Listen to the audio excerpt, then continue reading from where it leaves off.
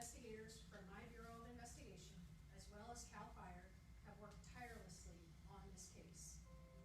As a result, I have determined that we have sufficient evidence to prove, beyond a reasonable doubt, that the Pacific Gas and Electric Company is criminally liable for their reckless ignition of the Zog fire and the deaths and destruction that it caused. Today, in the Shasta County Superior Court, we have filed a criminal case against PG&E alleging 31 counts, which includes 11 felonies and 20 misdemeanors, as well as multiple enhancements. Fela McLeod, age 8. Elena Rowe McLeod, age 46. Kenneth Fawcett, age 52. And Karen King, age 79. These are the 4 people that lost their lives as they were fleeing from the Zog fire. Along with their lives, we lost countless animals, both domestic and wild, that were killed. 204 structures were completely destroyed and 27 were damaged. 56,388 acres in both Shasta and Tehama County were burnt when the fire went from September 27th through October 1st. Under the law, corporations like PG&E can be held criminally liable for the crimes of its directors, its agents, and its employees. While criminal prosecutions of corporations is rare, one of the primary reasons to charge a corporation criminally is a finding that illegal behavior is widespread, it's serious, it's offensive, and it's so persuasive that the only appropriate action is criminal charges. My office has made such findings and believe that criminal charges are appropriate at this time. PG&E as a utility has both statutory and regulatory duties to mitigate fire risks by removing hazardous trees from around their electrical lines. These duties are clearly laid out in both the Public Resources and Public Utility Codes. In this case, they failed to perform their legal duties. Their failure was reckless and it was criminally negligent, and it resulted in the death of 4 people. On September 27th, the Zog fire started when a gray pine with significant visible injuries fell into a PG&E electrical distribution line along the Zog Mine Road. PG&E had a duty to remove this tree. In fact, PG&E contractors had marked this tree as hazardous for removal in 2018, but it was never removed. The gray pine was left in place, leaning towards the electrical line with significant visible defect in its trunk, until ultimately fell on the electrical line in a windstorm. As you can see, we have a few pictures here with us today that show the gray pine that was over 100 feet tall, had a 23% lean on the downslope towards the electrical lines. And what you can see is that there had a significant pre-existing defect in the cavity of that tree. And these are pictures as it was found after the fire had started.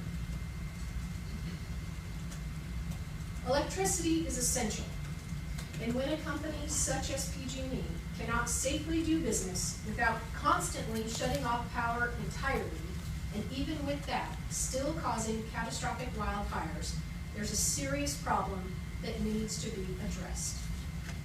A problem that cannot wait, as lives depend on it. And the job of the district attorney is to address these criminal problems when they occur. Whether it's a robber, a rapist, a murderer, or a corporation, I will use every tool possible to promote public safety. These catastrophic wildfires that PG&E has caused not only have resulted in numerous deaths, 8 in San Bruno, 84 in Paradise, and 4 here in Shasta County, but they have caused countless respiratory health issues for communities that are forced to live day in and day out breathing unhealthy air. There are serious long-term health risks from wildfire smoke exposure. That's why we have also filed numerous counts related to the unhealthy smoke emissions caused during the Zogg Fire. You may wonder why criminal charges against a corporation that can't go to jail. Well, because PG&E has a history with a repeated pattern of causing wildfires that is not getting better. It's only getting worse. Just in the last few years, they have ignited the Camp Fire, which took 84 lives, and for which they are already convicted felon. They're also being prosecuted by Sonoma County for starting the Kincaid Fire, and now here in Shasta County for the Zogg Fire. Most recently, it appears that the Dixie Fire, which is almost 1 million acres and continues to burn even today, was started when a tree fell onto a bare, uncovered PG&E distribution line in that area, for which myself, as the District Attorney for Shasta County, along with the District Attorney for Butte County, Plumas, Tehama, and Lassen, have joined together to open a joint investigation to determine PG&E's possible criminal liability for starting that fire as well.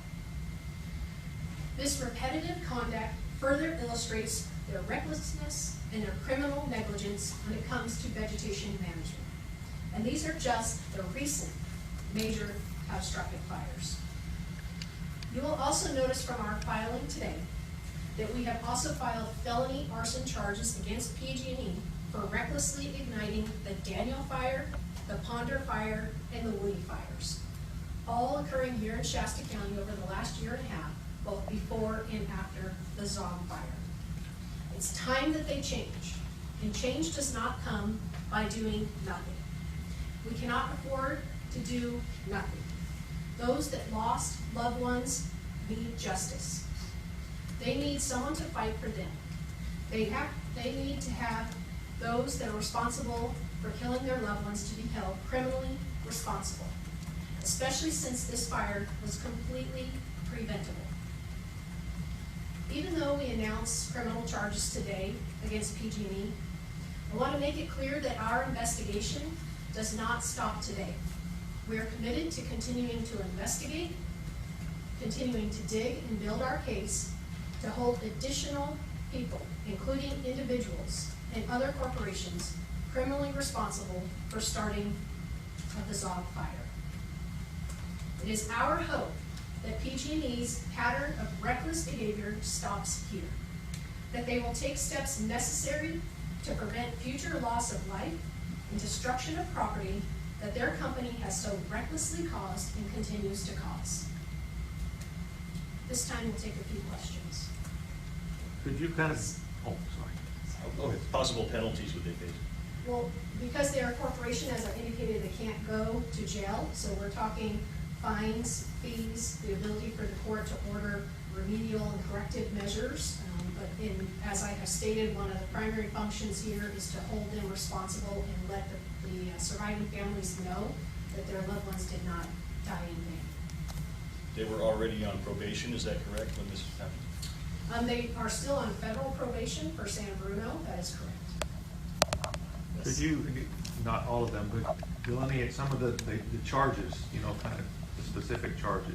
Well, you will get a copy of the criminal complaint at the conclusion of this, but for the 4 individuals, we have filed manslaughter charges for each of those deaths.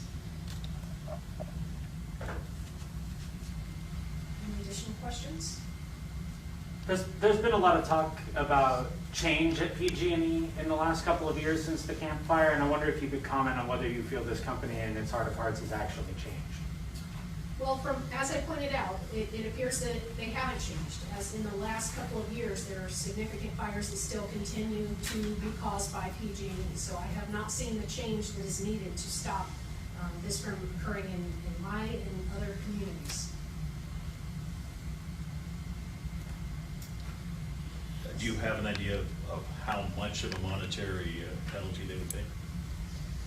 I don't have that calculated at this time, but I can get that to you later. Any other questions?